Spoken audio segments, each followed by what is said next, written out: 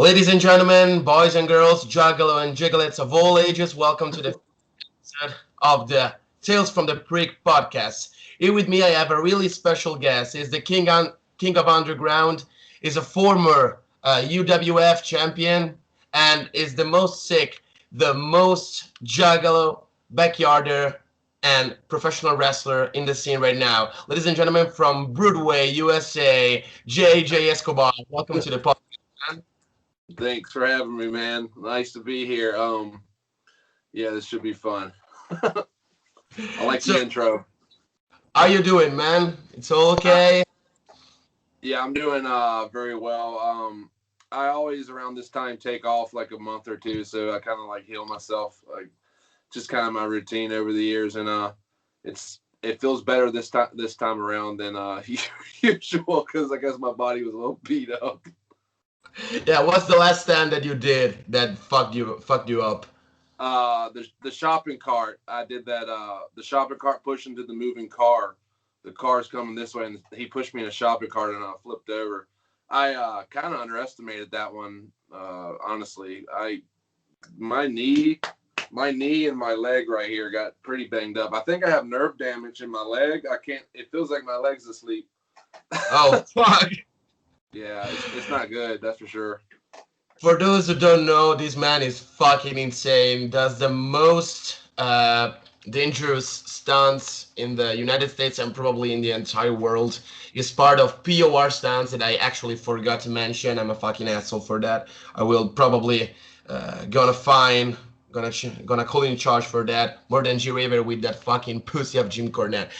By the way, first question that I didn't actually prepare, I want to ask you, what will Jim Cornette say about you? I don't think you would have a very high opinion of me. I kind of I embody everything that Jim Cornette hates about wrestling. Yeah, I can confirm that 100%. Yeah, so I mean, I don't got to say much more than that. Like, I totally embody everything that man despises. I honestly, I don't hate Jim Cornette as much as other people do. I don't think. I kind of like understand where he's coming from a lot of the sense because he's like old school. But yeah, whatever. Jim Cornette, he wouldn't like me, so I guess I don't like him. That's the point, man.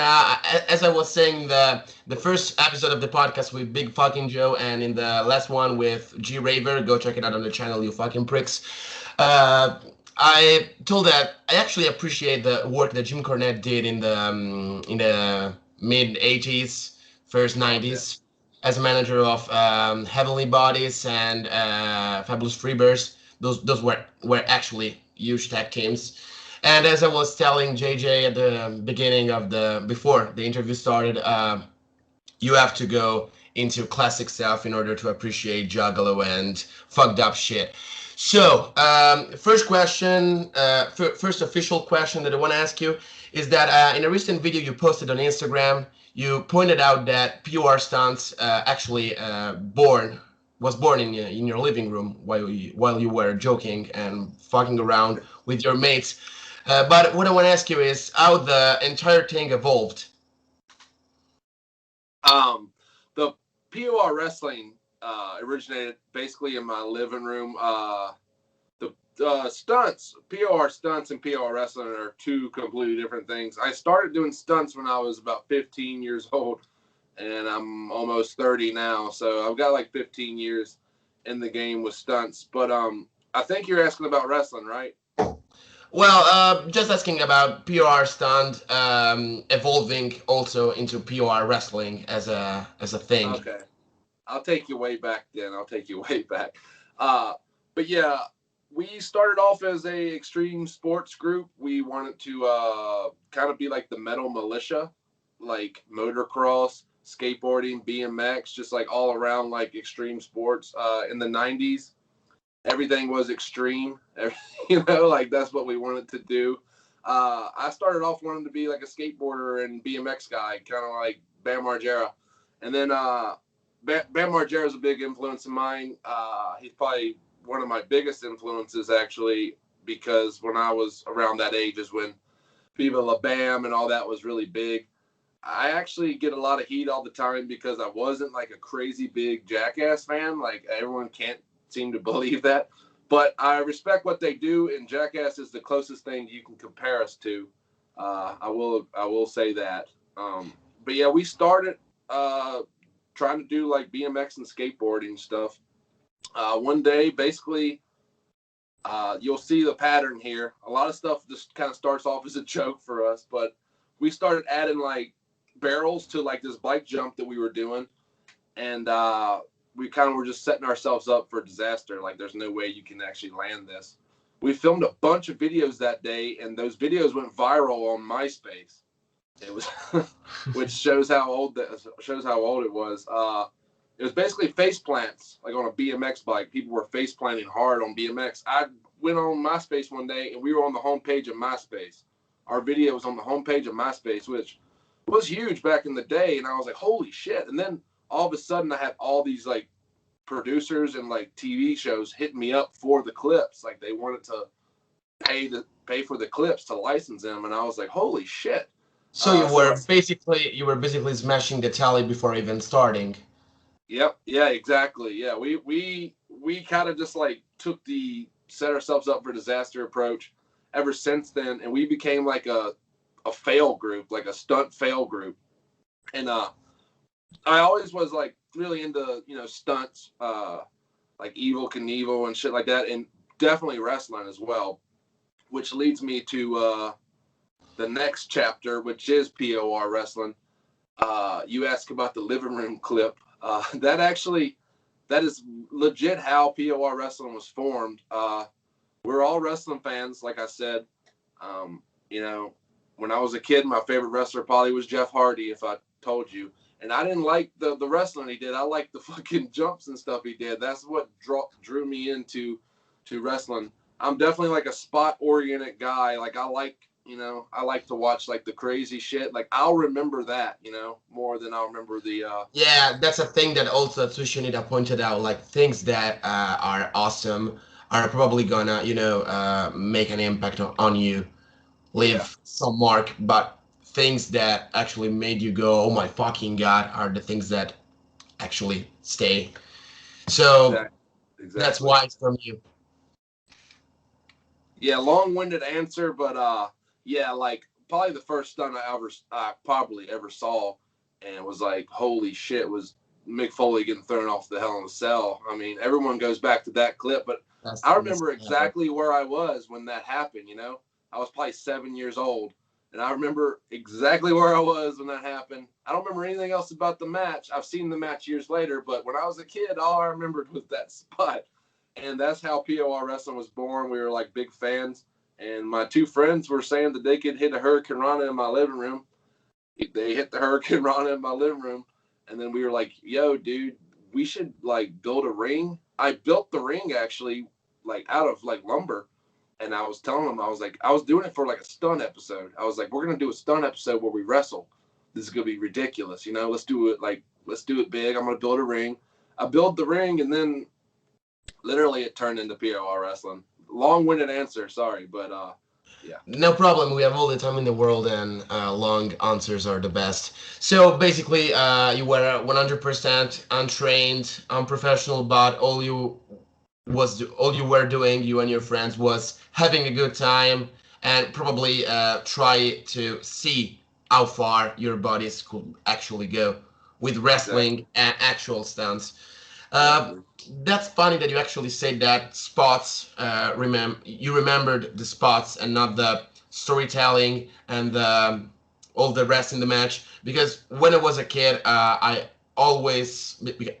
grew up with WWE and TNA, not the actual Impact Wrestling with Kenny Omega and Rich Swann, but the one with Homicide, Hernandez, Habis, AJ Styles, all that stuff. And what made an impact, just as a wordplay probably, by TNA to me, was the fact that there was much more spots, much more spectacular shit to watch. And the second before, I was watching, for example, Enrique Steamboat versus Ric Flair on Classics on Demand, and then I was watching AJ Styles versus Christopher Danielson, and I was fucking mind blown. Then when I was 9, I discovered Edge versus Mick Foley from WrestleMania 22, and then all went totally 100% fucked up with deathmatch wrestling when I was 17 probably, but you Yeah. know, it all has to start from one point. So, as I told before, you smashed the tally even before you were someone, just before starting. So, in the recent times, a video, I don't know how to call it, like a not smash video on this long stuff, appeared on the latest Adam Sandler's movie, Hubie Halloween, I think. And did you were aware of that, or they just showed it to you and you went like nuts? Because I mean, I'm Oh, not a big Adam Sandler fan. I only love him from Punch Drunk Love by Paul Thomas Anderson. But I mean, it's still Adam Sandler. Is really mainstream. So you're doing underground stuff and you end up in a Hollywood movie. So what was your reaction? yeah. That was that segment. The production company kept that one really close to the vest. Usually, when I license clips, which I've licensed over 500 clips to like either TV shows, movies, websites. Break.com used to buy a ton of our clips back in the day, which is a viral site. That's kind of how we got our start, like with funding and everything. But yeah, we have the most features ever on Ridiculousness and Tosh.0 as a group. Uh, this company hit me up though. It was late last year. Oh, maybe it was, yeah, it was like summer last year. They hit me up and they said they were doing this production and they wanted our clip. And I was like, okay, cool. They wouldn't tell me what the name of the production was. They said we can't give out much information, but would you take this rate? Like they named a rate, like the payment was, and I was like, yeah, sure. I licensed that clip for that rate, and I was like, all right, cool. Um, about a year later, like a week before the movie came out, they hit me up and told me, "Hey, this is what this clip was for. It's going to be in the new Adam Sandler movie. If you want to promote it, promote it." And they're like, "What? It's going to be on Netflix type thing." And I was like, "Holy shit!" Because they kind of kept it close to the best. And if I'd have known that it was going to be an Adam Sandler movie, I probably would have asked for a little more. But I took like a good rate, but a normal rate, for a clip. And yeah, I was like, damn, all right, this is an Adam Sandler movie now. This is wild. That's probably one of our coolest, like features for sure. Like, never thought when I first started doing stunts that I would have a clip in an Adam Sandler movie. So that's pretty cool. I also like the fact that they could have chose any clip on the internet and they chose ours. That's pretty flattering. I like that. Yeah, as I told you there, you probably do the most dangerous stuff in the world. Like you're 100% risk takers. So it doesn't surprise me that if they wanted a stunt clip that made an impact on who was watching, they choose that. And what surprises me the most is that they didn't actually took a clip of you getting weed whacked on the bolts, or Yeah. you be setting on fire the wheelchair spot on the hardcore Grand Prix event. It wasn't you. I think it was can't Sinister. remember his name. Yeah, Sinister. Minister. And I think it is your nemesis, probably. Yeah.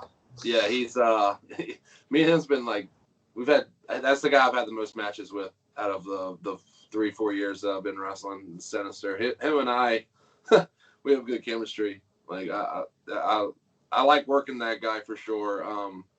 But we bring out the best in each other type thing too. Like, we're both pretty fucking crazy. So that helps out a lot too. Yeah. You're seeing him with no mask right now, but JJ Escobar is pretty fucking wild when he's on the ring. Um, Another question that I wanted to ask you is, you told at the beginning of the interview that your favorite wrestler growing up was actually Jeff Hardy, but then I saw a pic on Instagram before you said that it was you with John Zandig and at the GCW Backyard event too. That you main evented against El Schlaco. I still wonder who that guy is, by the way. And it's probably Milaus, but I don't know. And you said that is your favorite wrestler of all time. Like, probably, I don't know. That's what you typed on Yeah. behind. Deathmatch wrestler. My Yeah, favorite deathmatch deathmatch wrestler. wrestling. Yeah, Uh, yeah, my I think favorite that's deathmatch wrestling. wrestler absolutely is Zandig for sure. Um, a lot of people like I don't know, don't see eye to eye with him on like politics and stuff. But I mean, as far as wrestling goes, I'm judging him on a wrestling based thing. And Yeah, politics, wrestling, just yeah. turn the thing one on the side, the one on the another one. But what I want to ask you about this is, what did you like about Zandig? Like, I bet you watched tons of death matches. So, what did you like the most about him that maybe you didn't like in others, or you saw something in him that other deathmatch wrestlers didn't do? Uh, Zandig's fucking ridiculous. That's what it is. He's just Jesus. totally outrageous, and there's no one else like him in this ever. You know, he's like a fucking loose cannon. Um, the fact that he ran CCW was really respectable. I really liked that. I don't know, just like he's a fucking monster of a human being. Like even still this day, like when I like met him, I was like, holy shit, he's a fucking monster. But yeah, I mean, just like the outrageous stuff. I mean, the fact that he's like fucking close to 300 pounds and jumping off roofs and shit too, like, is really insane. Yeah, like He it's nothing, he wasn't nonetheless. like the most technical. He's not the most technical wrestler in the world. He's not like a G Raver or anything. But I don't know. It was like the character. It really was like the character. He's like the ultimate warrior of deathmatch wrestling to me. With And swearing in the middle. That was something that I actually wanted to say. Is the literal ultimate warrior to deathmatch wrestling. That's who he is. 110%. I have an Ultimate Warrior tattoo on the back of my leg. Actually, I'm a big Warrior fan. Yeah, One I guess I should like be. characters. And talking about Ultimate Warrior, there's one thing that I want to point out.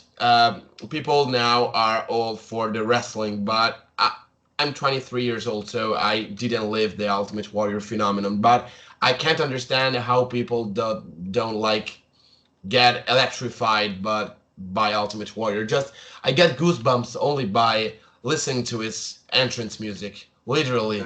Exactly. Yeah, I was a big Warrior fan. He, I didn't grow up in that timeline either. I was born in 1991, so I was he was out of the business basically before I even was born. Uh, but like looking back at all the clips and stuff, the documentary on him's really good too, and all those like 24/7s on the network. But the way he died is really really shitty. Yeah. But his legacy, holy shit, does he not? If doesn't have the biggest legacy, like out of all the guys that could work too, like he wasn't the best worker in the world, that's for sure, but he made it work for sure. He was good. uh Him and Hulk Hogan, honestly, that's two people that really made the best out of what they were given. And that's Warriors dope. So is Warriors probably top five as far as like pro wrestling goes for me, like overall. Zandig's definitely number one death match though. I could probably list my top three at least in both categories. I don't know if you want to listen to that. There's plenty of time, so if you feel comfortable, just drop it out. Yeah, like death match guys, people that come to mind, of course, Sick Nick Mondo. Like I do the assault driver as like Yeah, so that that's Sick Nick Mondo. Like duh, everyone knows that. But I started doing that. I was like, dude, this is sick. This is pretty cool. No pun intended. But yeah, Zandig. Modern day guys I like are I like G Raver. I like Janela's like his death match stuff. Like I'm a big Janela fan. I like Joey Janela a me lot. too. Jimmy Loved it. Lloyd. Jimmy Lloyd is fucking sick, and of course Schlack. Dude, Schlack's the fucking man. Uh, Out of all the guys I want to work right now, I want to work Nick Gage the most though. That'd be fucking fun. Yeah, that's mind blowing. Nick Gage actually was about to debut at All Out this year Yeah, yeah, before he that's got injured. That was pretty sick. I literally grew up. My high school years were all Nick Gage, CZW, and Deathmatch, and I was into Nick Gage too much. I literally didn't wait for him to come out of jail, and like when he came back, he literally built a legacy on himself. He already did that with BJW stuff in Japan, CZW, IWA Mid South, but what I think Nick Cage was awesome in doing is beginning to sell himself as a draw. That's something that he didn't actually do. You could see him also in Black Label Pro. You could see him in Beyond Wrestling. He never went there before the incident, the jail, and all the bad stuff. And yeah, so Nick Gage is a fucking draw. I cannot totally understand why you want to face him. Everyone should want to face Nick Gage. He's awesome. Awesome Yeah, wrestler aside of an awesome death matcher, yeah, that's the in my thing. opinion. He's exactly the same in person as he is on videos too. There's no Never, different. never Yeah. break the game. But I heard people that he's a really nice guy also with the Oh fans. yeah, yeah. He's really attached to fans. Yeah, he's really not. He's really cool. I've never had like a bad encounter with him. He's definitely like the same person though. I mean that in a good way. I mean that's real. I like that. That's cool. Yeah, it's funny because when I was a kid, I tried to avoid that kind of people, the juggalos, bad attitude people, just real ones. And at the same time, I was like a huge Sandman fan. I loved Nick Gage, and I ended up actually stay with with that people, appreciate what that people do in real life. Like they're real. They're real to their cause. They're real to themselves, and they're real to others. So just one thing to point out that wrestling can has actually repercussions in people's life, such as mine, and I bet in yours too. Yeah.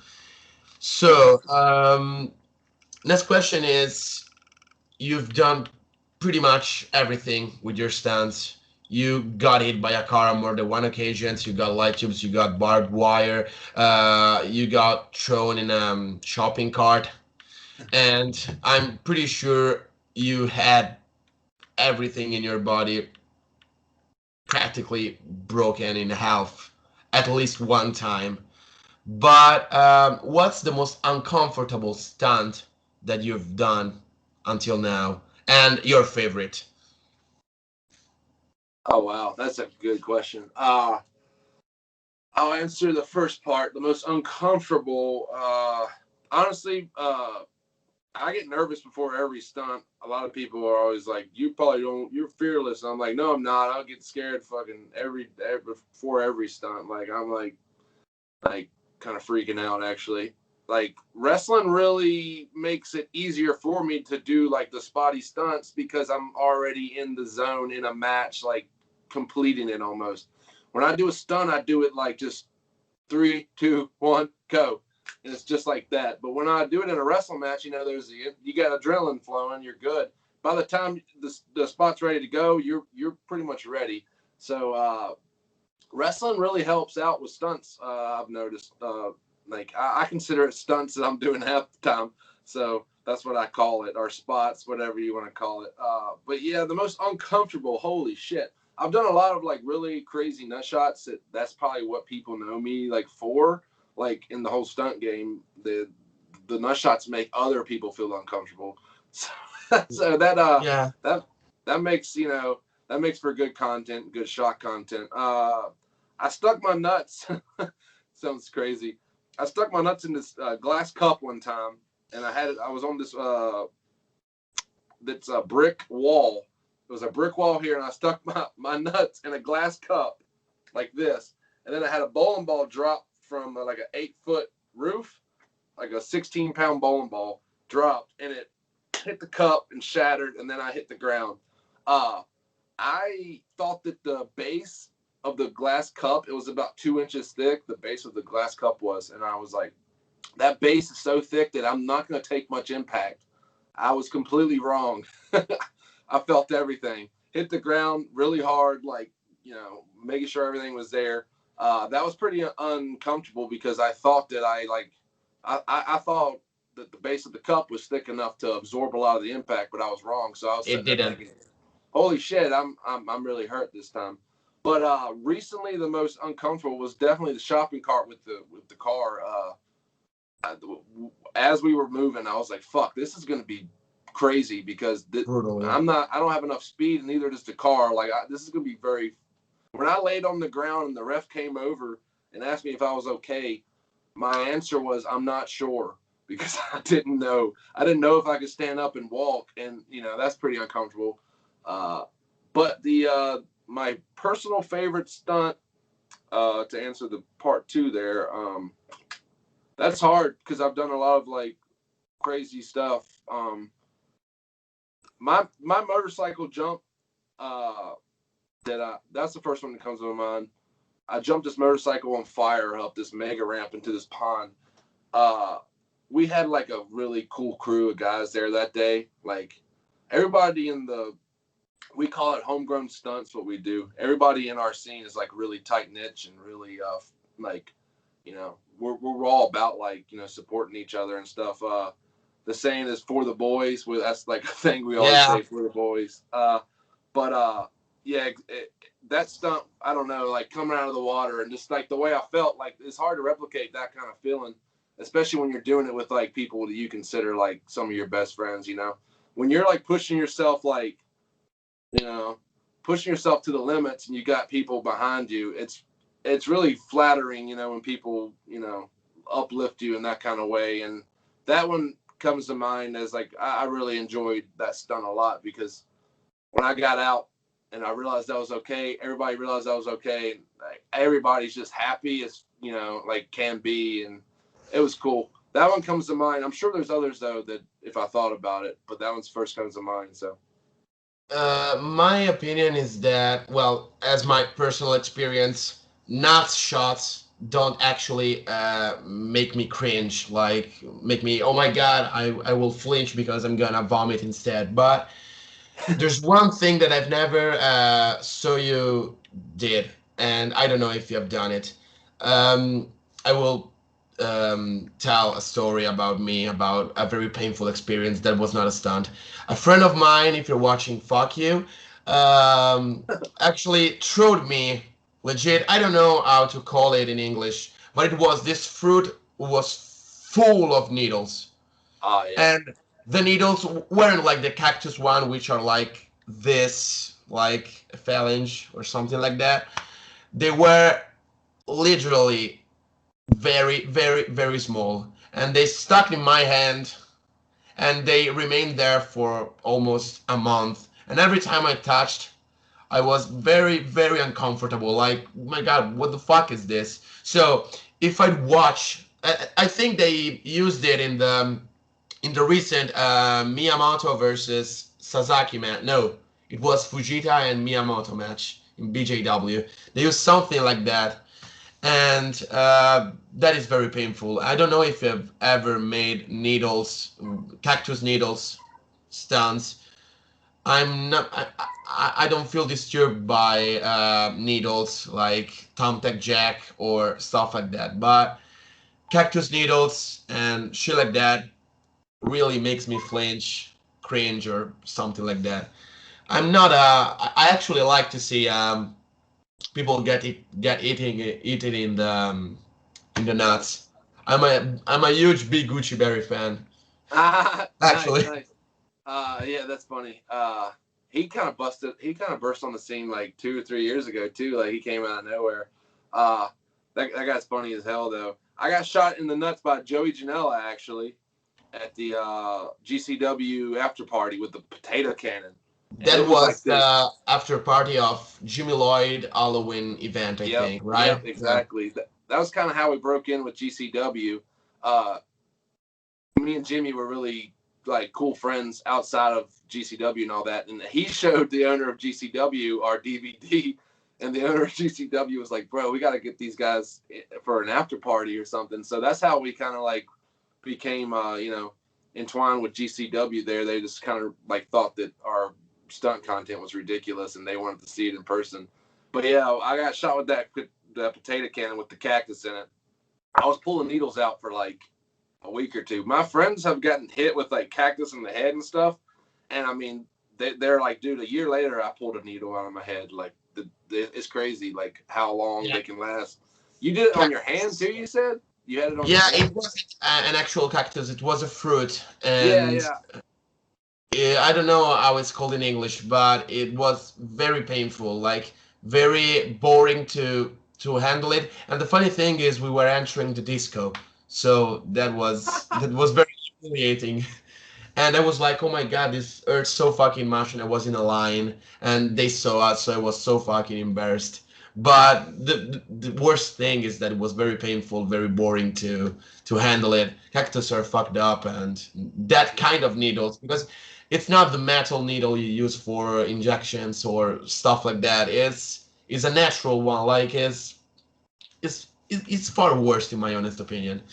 So, last two questions. First of all, your stunts probably came to the eye of JC Rodden, who booked you for the Southern Sickness Cup against Eric Ryan. So, I'm pretty sure you're looking forward to that because it is one of the best death matchers in the entire world, and not only in the USA. But how do you planning to prepare for that? Like, it's a tournament. If you pass the first round, you're gonna handle some other performers. So you had an amazing performance at the Grand Prix, but this, in my opinion, is a different kind of animal. So how do you gonna prepare for it? Yeah, this that match with Eric Ryan is like definitely like I'm considering it like the match of my life type thing. I'm definitely like training like in the gym and stuff for the match. Like it's definitely on my mind every time I run on the treadmill, every time I like lift weights. Like that match is what I'm like preparing for mentally and physically. I really am a big fan of Eric Ryan. He's definitely like at least top 5 like right now. At least like he's top 3 maybe. I really enjoy his work. I love the 44-0. I think they're fucking great. So Don't make the gauge hurt you after that. yeah. Uh, I like 44 hosts too. I love to aid them. They're awesome. oh yeah, they got a good thing going for sure. Hopefully we can. Hopefully that dynamic comes into it because I'll bring back up myself if that's the case in the match. But yeah, I'm preparing really well for that. That's my first big match like of next year for sure, unless something else comes about. But I mean that's the match that I'm kind of putting all my focus into, and my goal in wrestling is to only wrestle people one time, but make it like the best one time that I can. Like when I look back at the El Schlacko match, I'm like, I don't think we could top that even if we wanted to. So No, I think that too. That was let's keep awesome. it let's keep it there. We got that. I got that match. All right, cool. Same with John Wayne Murdoch and with all the shit that we did in our match. But I am definitely going to that match with that mindset. Like this is a one and done, and I'm going to give it all I got, and it's going to be fun. And I'm definitely going to bring some uniqueness to the match and to the live crowd. And I like to bring a lot of stunt stuff from my world into wrestling because I feel like that's what makes me most unique overall. So yeah, Eric Ryan and JJ Escobar is going to be definitely one for the ages for sure. Hopefully talked about like the El Schlacko match and all the others I've done. And I'm definitely coming prepared. Yeah, if you consider that the Hell Schlacko match that you had with him has arrived in Italy, because Italy is not a huge deathmatch wrestling fan base, but those who watch it are like probably black metal kids. Like there are people that listen to various genre of music, like the ones who listen to jazz, hard rock, pop punk rock music and all that stuff, and they listen to pretty much everything, but they prefer something. Then there are the black metal kids, as I call them, that maybe listen only one genre, but they know everything about that genre. That's exactly what it is with deathmatch wrestling in Italy. Like there are people who know all of the death matchers, and maybe they're no offense intended because I'm one of them. I try to watch everything, but I'm more into deathmatch wrestling than other things. Um, that's the same for me. Like I totally lost the point of my topic, but the point is The El Schlacko match the was match awesome. arrived in Italy, so it was pretty popular, and I That's think cool. I think we think the same thing about the fact that being unique is better than being the best, Oh probably. yeah, absolutely. I definitely like everyone knows me for stunts already, so it's no use for me to try to go out here and like pretend like I'm not coming from that world and be like I'm a wrestler now. Like nah, I'm a stunt guy in the wrestling world. That's kind of what I want to be known for too. I want to be known as the stunt guy in the wrestling world. And I don't think anyone else has really came from the stunt world like straight into, especially the underground stunt world, come Yeah. right into like wrestling type thing. So I got like a lot of like, weird traits and weird little props and stuff, and a weird body of knowledge also, because like I've been doing the homegrown stunts for a long time. So I kind of know exactly where I'm at and what I can handle, and my body and what I'm capable of. The GCW match with El Schlacko, a lot of the people in charge of that were really, really scared to let me do the car hit. And I kept telling them, I was like, I got this. I'm telling you, I've done this a million times. And they're like, please don't get hurt. Like I'm surprised that they allowed like me to do like all that stuff actually, because they were very, very hesitant. Like the landowner and everything was like, yo, if you get hit by this car and get like Yeah. killed right here, like I'm like, I got it. I promise you, I got it. Like it's gonna be fine. Like I never signed myself up for something I don't think that I can do. So that helps out a lot for sure. Yeah, I literally can remember, like, visually in my mind, the referee running for your life, like checking you, like you're okay, my fucking god, you're probably dead. But the thing that first time as I watched that match, because I've watched on more than one occasion. You have 10 minutes. What do I watch? El Schlaco versus JJ Escobar with no fucking doubt about it. Um, the thing that I noticed, I thought I noticed in the first place when I watched it, was that your dick actually was blown off by that explosion. Literally, I thought that I saw your dick flying in the air, and I was like, oh my fucking god, what just happened?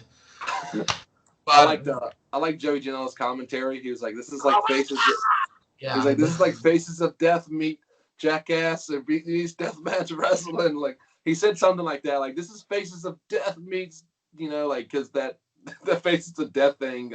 It's funny that people still remember that because that was like some big. Have you ever heard of Faces of Death? yeah, I know him from Drew Chaos. Is one of my closest friend. We always talk about exploitation movies and stuff. We're Yeah, like pretty bum sick fights. minds. Yeah. Yeah, bum fights and Faces of Death. Yeah, I thought that was cool. I thought it was cool that Janela was commentating my match, and that Kevin Gill too. I like both those guys a lot, so that was kind of cool. I didn't even know like when I was doing the match that they were commentating it, so that was a cool call. He blew his dick off. He blew his Yeah, dick off. that was That fucking was hilarious. I kept telling them too on that one. We actually were testing the fireworks off before that match happened. I was throwing the fireworks out in the field and they were blowing up, and everybody was looking at me like, "No way! There's no way you can do that." And I'm like, "I've done it. I've done it twice already. Like, it can go wrong. Absolutely, it can go wrong. But I've seen it done, and I've done it, and it definitely it's an impact. It feels like how you would think. And Yeah, if I was wearing one article of clothing less, my dick would be burned. Like it could be very, very bad. But like the landowner was telling, like kind of like saying, no, no, no, no, no. That is a 200-gram mortar that will blow anybody part apart. And I'm like, nah, I got it. I promise you. And the owner of GCW, Brett, was like, at one point, he just straight up said, like, let him do it. Let him fucking do it. Like, don't argue with him. He knows what he's doing. Let him do it. And I yeah, was like, it's basically your work. You do this for a living, I think. thank you. Thank you. Because the landowner was kind of hesitant at first. Yeah, fucking landowners, fucking top callers. Yeah, no offense Yeah. intended, of course, but I still remember the Homicide 25th anniversary show. Louis Ramos got caught in his head with the pizza cutter by Nick Gage, and the commission actually stopped the match. They didn't want light tubes on their show, and they stopped the match. So I've never been at a wrestling show in which all was stopped because of a spot went wrong. Well, I actually did, because there was a death match in Italy when one got fucked up on his back, like 23 stitches or stuff like that for light tubes.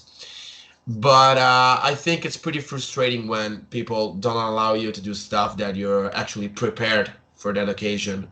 And the positive thing about it is you've actually done it, and it wasn't very easy to top everything that happened before. But in my opinion, you reached that goal. Like, it was, you did in 10 minutes probably more things that were done in the rest of the evening. That was a 3 hour show. No Yeah, offense intended to all the other performers, because that show is fucking awesome. Probably better than the first edition, in my opinion. But you top it. Like, that was the main event for a backyard wrestling oriented show. 100%. I appreciate that. That's cool. I really like that. Yeah, I definitely don't like being told no. That's for sure. And that's one of the reasons why I wrestle so much in my neck of the woods, is because like it's fucking the Wild West. You know, we can do whatever we want. But that backyard show, man, like nobody really said. Everyone was very hesitant, but they didn't say no. So I really respected that, because if they would have said no, I would have got pretty, I would have got pretty like annoyed by it for sure. When we went to the GCW Stunt show for at the Voltage Lounge, which is like this bar, the commission left actually after the wrestling show. Didn't really know about the stunt show, so that was kind of our loophole in to take the stage. And the owner of the bar was literally freaking out, like trying to take us off stage and stuff. And because the very first stunt we did was the dude was naked and he took a fireball to his dick, and he actually burned himself. Yeah. And that stunt, we've done that stunt like 4 or 5 times, but in that occasion, he just caught fire. He didn't wet himself very well like we have in the past, and he caught fire. And the Voltage Lounge literally was like, "Cut the cord. This is done. We're done." But we ended up finishing the show. I was supposed to do the potato cannon cactus nut shot in Florida, actually, because they literally was telling us get off the stage. And then Joey Janela was drunk and was like, no. You guys promised us the potato cannon. You're doing the potato cannon. And I was like, I want to do it. What are you talking about? And we did it. Like, Janela saved the fucking day on there. So I literally brought that potato cannon there to fucking be the main event. You know, that was the main event. That was the was last thing. that was in Florida. Now You said the Voltage Lounge show was that actually is. in Pennsylvania. Yeah, that one. I didn't understand that because I was confusing myself with the Slab City show that was supposed to be held in California in the last, lawless place. That would have been And crazy, by the way. That would have yeah, been crazy. I look forward to that fucking COVID. It ruined pretty much everything this year. Fuck Yeah, it. I was super stoked about that when I got the invite to do that show. I was like oh my god, like this is cool. The only thing that bothered me was the nearest hospital was like 40 minutes away. I was like, oh no, like that ain't good. Yeah, I mean, but about what you were telling before, you're on your side of the cordon because you just want to do your stuff with no one telling I mean, I kind of I kind of understand and share what you're saying because uh, this podcast is not supposed to reach like a million views. I don't want to talk pro wrestling, a pro wrestling that everyone talks about. I want deathmatch fans to hear the the main characters behind that part of the business. So I'm 100% into better reigning in hell than serving in heaven. 100%. That Nice. pretty Yeah, much a philosophy. you've had some good guests so far too, man. Like G Ray and Joe, and then that's cool, man. That's really fucking cool. Uh, I appreciate it. I'm trying to get even more important guests and try to, make this thing grow up. But I wanted you so much because I wanted also the most viral guy on the internet right now for deathmatch wrestling. Like you had the most viral match of the year with El Schlaco, so you totally fitted in the equation. That's a hell of a compliment, man. I appreciate that. And just to conclude this one, at the end of every interview, every episode, I ask my guests to, if they want to call out someone. So you're having the most important match of your career against Eric Ryan at the Southern Sickness Cup, but there's someone else that you actually want to face so much that you want to call out right now.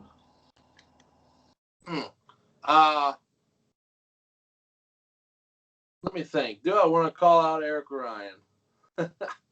I have a couple matches on my radar, so I need my mask.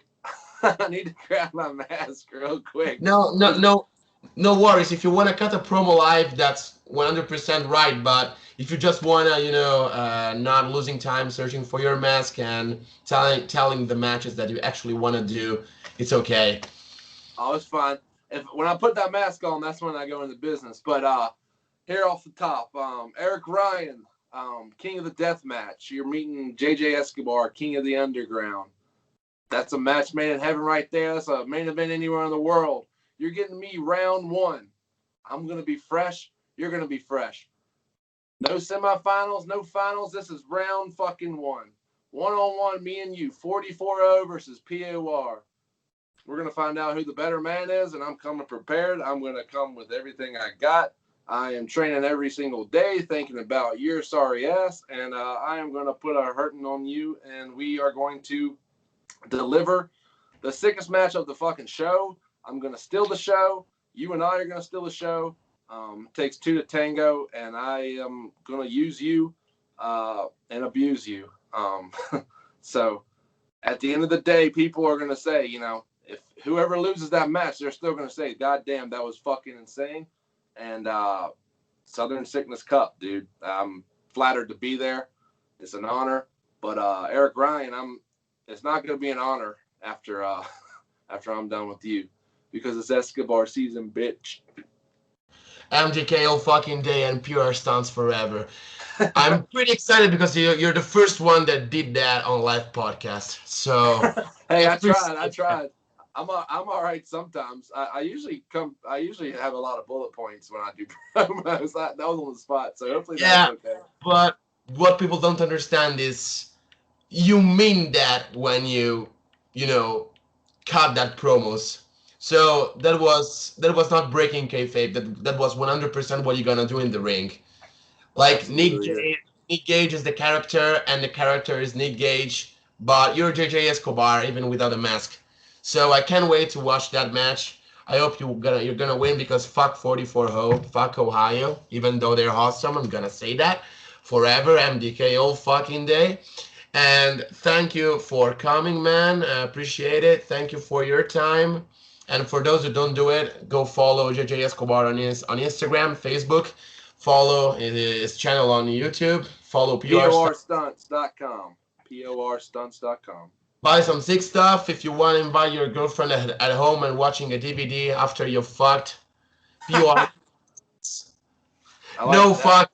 No fucking book of their lives, like that fucking movie with Ryan Gosling. I can't even remember its fucking name.